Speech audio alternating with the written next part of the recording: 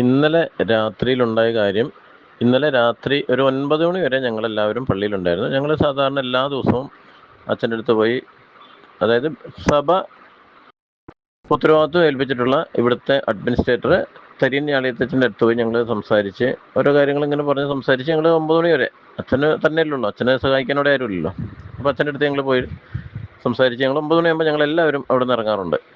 പിന്നെ ഞങ്ങൾക്ക് അവിടെ നിന്ന് ഇറങ്ങിക്കഴിഞ്ഞാൽ ഉടനെ നമ്മുടെ മണവാളൻ അച്ഛൻ വന്ന് ഗേറ്റ് പൂട്ടി ഫ്രണ്ട് ഡോർ ലോക്ക് ചെയ്ത്, അച്ഛനാണത് ലോക്ക് ചെയ്ത് പോകാറില്ല, അച്ഛൻ്റെ മുറിയൊക്കെ പൂട്ടി അച്ഛനെ പോകാറില്ല. പിന്നെ ഇതിനകത്ത് കയറാൻ അച്ഛൻ്റെ പെർമിഷൻ ഇല്ലാണ്ട് ആർക്കും പള്ളിമുറിക്കുള്ളിൽ കയറാൻ സാധിക്കില്ല.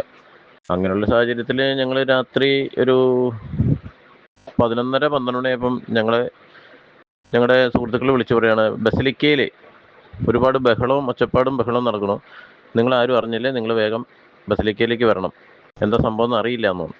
അപ്പോൾ അവർ അരമനയിൽ നിന്ന് ഇൻഫോം കിട്ടിയതാണെന്നാണ് പറഞ്ഞത്. അപ്പോൾ അവർ വരുന്നതെന്ന് വെച്ചാൽ ഞങ്ങൾ എല്ലാവരും ഒരു 2-3 പേര്, അപ്പം പെട്ടെന്ന് വിളിച്ചാൽ കിട്ടുന്ന 2-3 പേര് ഞങ്ങൾ പെട്ടെന്ന് മറ്റുള്ളവരെ വിവരം അറിയിച്ച് ഞങ്ങളെല്ലാവരും കൂടെ ഒരു 5-10 ആൾ അവിടെ എത്തിയപ്പോൾ കാണുന്ന കാഴ്ച, ഈ വിമതരായിട്ടുള്ള കുറേ ആൾക്കാർ പള്ളിയുടെ ആ സ്റ്റേജിൻ്റെ മുമ്പിൽ, പള്ളിമുറിയുടെ മുമ്പിലെ സ്റ്റേജിൻ്റെ മുമ്പിൽ അവർ കുത്തിയിരിക്കണതാണ്. അപ്പം ഞങ്ങളിൽ ആദ്യം എത്തിയ ആൾക്കാരെ ചൂണ്ടിക്കാണിച്ച് ബിനുവും ജോൺസനുമാണ് എത്തിയത്.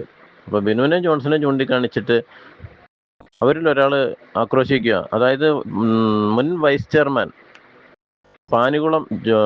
പോൾ പാനികുളം എന്ന വ്യക്തി ഇവരെ ചൂണ്ടിക്കാണിച്ചു പറഞ്ഞു, ഇവരാണ് CCTV നശിപ്പിച്ചതെന്ന്.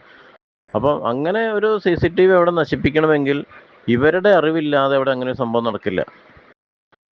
അത് മണവാളനച്ഛൻ അകത്തേക്ക് കയറി പോകുന്നത് ഡോറെല്ലാം ലോക്ക് ചെയ്തിട്ടാണ്. അതിനുശേഷം ഇവർ തന്നെ കളിച്ചൊരു നാടകമാകാനാണ് സാധ്യത. അത് ഇവരെ അവിടുന്ന് പുറത്താക്കണം. എന്ത് കാര്യത്തിന് സഭയുടെ അനുമതി ഇല്ലാത്തൊരു വികാരി അവിടെ തുടരുന്നത് എന്തിനാ? സഭ സസ്പെൻഷൻ ചെയ്ത ഒരു വികാരി അവിടെ തുടരുന്നത് എന്തിനാ? അപ്പോൾ അവർ ഇങ്ങനത്തെ നാടകങ്ങൾ കുറേ കളിക്കാനല്ലേ.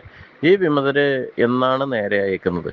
എന്നാണ് അവർ സത്യം പറഞ്ഞിട്ടുള്ളത്? എന്നാണ് അവർ മറ്റുള്ളവരെ സഭാസ്നേഹികളായിട്ടുള്ള ദ്രോഹിക്കാൻ തുടങ്ങിയിട്ട് കാലം എത്രയായി? ഇതൊക്കെ ഇവർക്കൊരു പണിഷ്മെന്റ് കൊടുത്താൽ അതിനെ ഇറക്കി വിടാൻ നമ്മുടെ അഡ്മിനിസ്ട്രേറ്റർക്കോ സഭാ നേതൃത്വത്തിനോ തൻ്റെടോ ധൈര്യം ഇല്ലാഞ്ഞിട്ടല്ലേ ഇവർ പിന്നെ ഇങ്ങനെ ഈ നുണകൾ പ്രചരിപ്പിക്കുന്നത്. അപ്പോൾ ഇവർക്ക് നുണ പ്രചരിപ്പിക്കാനുള്ള ഒരു താവളമാക്കി ബസിലിക്കനെ മാറ്റാൻ ഞങ്ങൾ സഭാ സ്നേഹികൾ ഇനി അനുവദിക്കില്ല.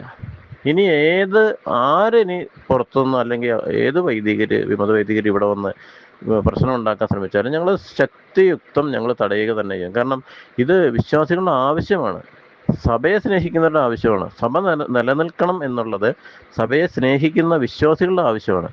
അതിനിപ്പം ഇത്രയും കാലം, ഈ 6-7 വർഷക്കാലം ഇവരുടെ നുണയും കള്ളവും ചതിയും വഞ്ചനയും സഹിച്ച് ക്ഷമകെട്ട് ബസിലിക്കയിലെ വിശ്വാസികൾ മുമ്പിട്ടിറങ്ങിക്കുകയാണ്. ഇനി ഇത് തടഞ്ഞേ പറ്റുള്ളൂ. ഇവരുടെ ഒരു നടപടി, ഇവരുടെ ഇനി ഒരു പ്രതിഷേധവും ഇവിടെ അനുവദിക്കില്ല എന്ന് പറഞ്ഞാൽ അനുവദിക്കാൻ പാടില്ല. ഇപ്പൊ തന്നെ CCTV തകർത്ത് കളഞ്ഞിട്ട് അവര് മനോരമ ന്യൂസുകാരെ വിളിച്ചവർ കാണിക്കുകയാണ്, മറ്റുള്ളവരാണ് തകർത്തത്. എന്തുമാത്രം നുണ പറയാനും എന്തുമാത്രം കള്ളം പറയാനും യാതൊരു മടിയുമില്ലാത്ത ഇക്കൂട്ടർ. ഇത് വേറെ സംശയങ്ങളൊന്നുമില്ല. ഒരു കാര്യം മാത്രം സഭാ നേതൃത്വം ചെയ്താൽ മതി. ഈ സസ്പെൻഡ് ചെയ്ത് ഇവിടുന്ന് മാറി വിജയഭവനിലേക്കോ ചുണങ്ങമ്പേലി ആശ്രമത്തിലേക്കോ പൊയ്ക്കോളാൻ പറഞ്ഞ വർഗീസ് മണവാളൻ എന്ന മുൻ വികാരി, ഇദ്ദേഹത്തെ ഇവിടെ നിന്ന് മാറ്റി തീരുന്ന പ്രശ്നം ഇവിടെയുള്ളൂ. സഭ നിഷ്കർഷിക്കുന്ന ഏകീകൃത വിശുദ്ധ കുർബാന എല്ലാ രൂപതയിലും നടന്നു കഴിഞ്ഞു. എറണാകുളം രൂപതയിൽ നടക്കണം എന്ന് സഭാ നേതൃത്വത്തിനോ ഇപ്പം മെത്രോപൊളിറ്റൻ തട്ടൽ പിതാവിൻ്റെ വികാരിയായിട്ട് ഇവിടെ ഇരിക്കുന്ന പാമ്പളാനി പിതാവിനോ മനസ്സിലൊരു 1% ആഗ്രഹം ഉണ്ടെങ്കിൽ ചെയ്യേണ്ട ആദ്യത്തെ കാര്യം, ഈ ഇടവകയിൽ നിന്നല്ല 21 വൈദികര് അരമനയിൽ കയറി വിശുദ്ധ കുർബാനയെ അവഹേളിക്കുകയും അതിനു മുൻ വർഷങ്ങളിൽ ബസിലിക്കയിൽ വന്ന് ആഭിചാര കുർബാന 16ഓളം കുർബാന ഒരു തിരുവസ്തു കൊണ്ട് ചെയ്ത ഈ കുർബാന നടത്തിയ അവരെ ശിക്ഷിക്കുകയും, ഈ സസ്പെൻഡ് ചെയ്ത 6 വൈദികരെ എങ്ങാണ്ട് സസ്പെൻഡ് ചെയ്തിട്ടുണ്ട്. ആ 6 വൈദികരെ അവരിയ്ക്കുന്നവർ ഇപ്പം മാറ്റി അവരെ എങ്ങോട്ടാണോ മാറ്റിയേക്കുന്നത് അങ്ങോട്ട് എത്തിക്കുക എന്നുള്ള കടമ ഈ സഭാ നേതൃത്വം ചെയ്താൽ ഈ പ്രശ്നങ്ങൾ തീരും.